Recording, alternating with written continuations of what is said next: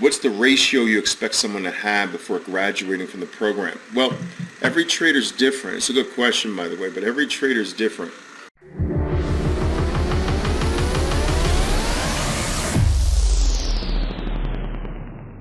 Look, some traders are actually very, very consistent, meaning their win-loss ratio is extraordinarily high. They have very few losses, but their wins are small. So that when they lose, their losing trades are bigger on average than their winning trades, but they win so frequently that the frequent winning blows away the occasional big loss. So they lose bigger. When they lose big, but they lose so infrequently. When they win smaller, but they win so frequently. That's one style of a winning trader. Another style of a winning trader is just the reverse. They don't win as frequently as they lose, but they lose exceptionally little, minuscule losses. And they're just searching for that one time, boom, I got my winner, and that winner is wow. So that winner wipes out 20, 30 losses. You understand? And so their win-loss ratio is low. They don't have, you would look at that number and be like, man, this is a terrible trader. But no. And neither approach is right or wrong. It depends more on personality. It depends on more on skill level and well, not skill level, but the type of skill that a trader has, because both of those two traders have a different skill set. One milks the trade. When they get a winner, they milk that winner for every drop of milk money that it has. Not a single drop is missed. And the other trader has the talent of just being accurate, usually over a small period of time.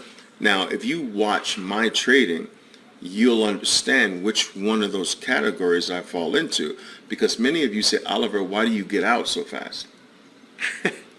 Well, I'm the high accuracy trader, but not the big winning trader. Do you understand? So my wins are not impressive individually, but the consistency is like, oh my God. So my talent is consistency. Another's talent could be just riding the winners for everything. That's a talent too. You understand? So it's, you know, people develop differently. So there's the two types of traders, right? There's the trader that is very, very highly consistent, but the gains are small, but they don't lose very often.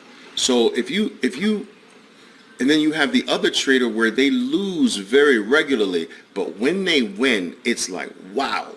You understand? That win knocks out 20, 30 losing trades. And there's nothing wrong or right about either. It's just some traders just develop differently. But those are the two, that's the two biggest groups of profitable traders. They fall into those two categories, right? So which one would you rather be? Would you rather be the trader that is very consistent, that loses very infrequently, although the wins aren't big, but they're just boom, boom, boom, boom, boom, boom, boom, boom, boom? Or would you rather just be that trader that when they get a win, it's like, oh my God, wow, did you see that? Oh, did you see how this guy, that winning trade? Wow, they don't get that very frequently. They get losers, but the losers are little. They get the losers a lot until they, boom, get that big win, and it's like, oh my God. So if you if you look at the way, what category I fall into the highly consistent winning trader. Now, if you look at my gains per trade, they're not all that impressive. But what's impressive is the high level of consistency. That it's so consistent. It's like, does this guy ever lose? And of course I lose. But it's just so infrequent. And what I missed this whole time speaking with you is everyone develops differently. And there's a big reason that I developed this way, and I want to explain it to you. I was explaining this, but you didn't hear it, so I got to explain it again. You see, we have to go all the way back to the late 1980s, right? Or so. And I was backed by two investors, okay? Two investors put money up for me to trade. And a lot of times firms, you either had to come to the firm with your own capital. They only accepted professionals that had their own capital to protect them against the risk of them losing. Or if you didn't have your own capital, you had to be backed by someone. I was backed by two investors in the business. These two investors got 90% of the profits. I got 10% of the profits. Do you understand? Now, but they allowed me to take the first $500 home without any profit take. So the first $500 per week was my money. After the first $500, our split changed. This isn't really loud. So our split began, I should say. So every Monday morning, traders, I want you to understand this. Every Monday morning, my number one goal, I got to get my $800. So remember, I get the first 500 without any profit take. That's all mine. But I knew I had to surpass 500 to protect 500. So I chose the number 800. So I knew that if I got to $800 in profits, I would never go home that week with less than $500. That I would lock my $500 in because, like, I need to live. I need to buy food. I need to pay the rent. I needed to buy the train ticket every week to get into the city. So my number one goal every week, every Monday, get your $800, Oliver. Get your $800.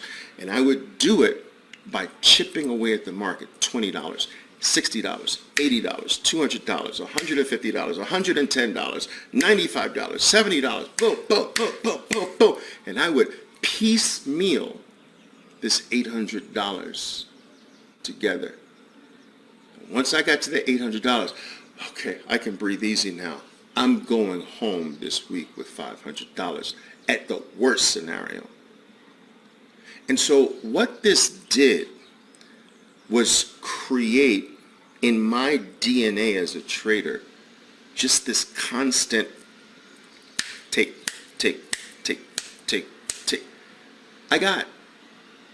Sometimes I'd get that $800 in an hour. Sometimes I'd get it in 20 minutes. Sometimes I'd get it by the end of the day. Sometimes I wouldn't get it on Monday and get it on Tuesday. And I remember the first 3 weeks, I never got it.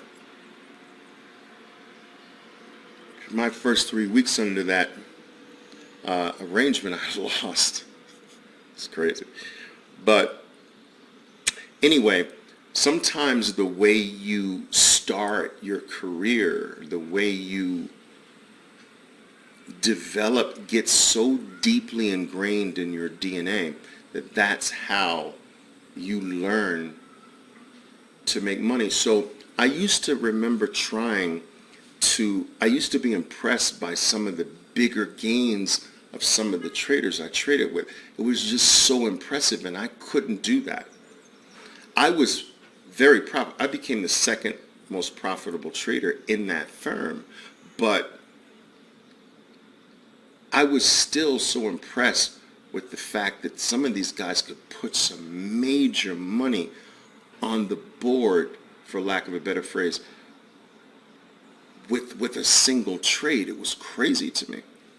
And I would try to do that, and I just couldn't. I couldn't do it. So I remember saying that, okay, my accuracy is better than theirs is,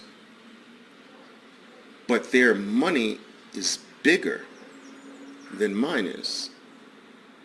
So I'm like, all right, I got to find a way to get my money up. And the way I did it was I started to work on becoming a size trader, trading size, staying the way I am, but trading bigger size. So instead of trying to force myself out of what was natural to me, I said, let me just double or triple my size with the same strategy. So instead of trying to trade the same size and hold for longer to increase my gains, I'm going to play the same time frame, but I'm just going to triple the money I put into the plays. And that's when I started to focus on being a size trader. And let me tell you something, guys. I would put on trades that were 400, 500,000 share positions. Now, you think I trade size now? I trade like a baby now. This is retirement. You understand? But we would play huge size back in the day. My biggest position ever was over 4 million shares. Right? So we're talking about, in that professional trading world, that institutional trading world, we're trading huge amounts of money. And it was all leverage anyway.